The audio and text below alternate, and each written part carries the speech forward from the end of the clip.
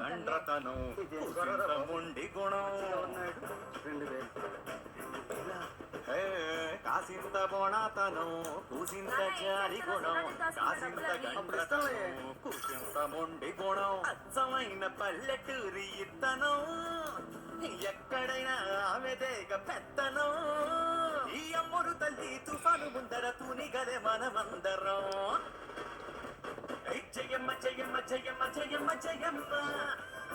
చూసే జనం కళ్ళకు సూర్యకాంతమ్మ అసలైన సంగతి నిజంగానే పేరమ్మ మచ్చనివి ఆ మనసు ఆకాశమంతమ్మ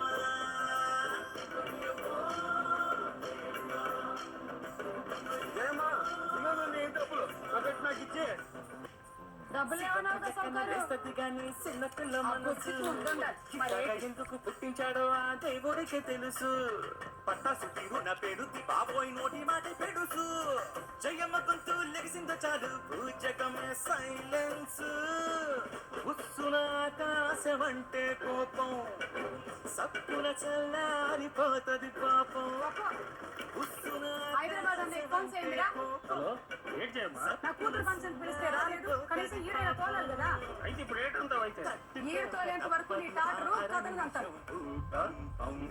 ఇదేం గొడవ ఇక్కడ ఈ పని ఎవరు పెడుతున్నావా ఈడు కోసం నీ ఇంటికి వెళ్ళాను సరే ఏంటి డబ్బులు అడ్డెడు బియ్యం గుడ్డెడు కిరసన బతుకులు రా మనవి ప్యాకెట్ ఆడుతాండ్రు వెళ్ళండి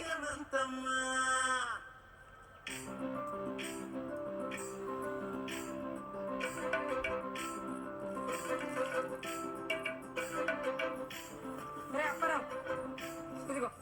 పిల్ల ఫంక్షన్ కేసు కాల్ ఇక్కడే ఉంటాడా బాబు బాబు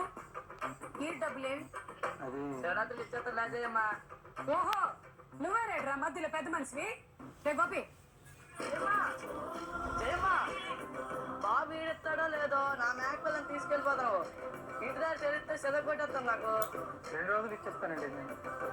2 రోజుల్లో బాబు ఇవ్వకపోతే మేక పిల్లని తీసుకెళ్ళిపోతాను రే గోపి ఈరా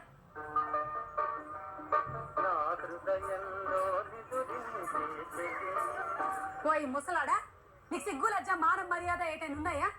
ఈడేసినావా ముష్టేసినావా గత 20 సంవత్సరాల్లో నా మొగుడు నీ ఇంట్లో పెళ్లికి గాని పేరంటాను గాని ఎంతెంత ఈడ్లేసినాడో వెళ్ళి నీ ఇంట్లో పుస్తకం చూడోసారి వీళ్ళకి ఈడ్లేస్తే 5 రూపాయలు ఇస్తావా నువ్వు 5 రూపాయలు కూడా చెల్దవుతుంది నేను బొక్కండి నువ్వు ఆగురా ఈ గుంటలు ఏమమ్మా నీకు తెలదు నా పెళ్ళప్పుడు 5 రూపాయలే ఈడేశాడు ఇంకా నీకు 5 రూపాయలు వేస్తాను నీ ఇంట్లో నీ సావు తప్ప ఇంకే ఫంక్షన్ లేదనే కదా నువ్వు ఎవరికి ఈడేయటం లేదు ఒడ్డు దాటకు ముందు ఓడమల్లయ్యా దాటిన తర్వాత బోడి మల్లయ్యా అత్త మన ఫంక్షన్ లడ్డూలే తింటా నీకు ముసలాడు తింటాడు ఈడేయకపోతే తినేది మొత్తం కక్కిస్తాను అదరా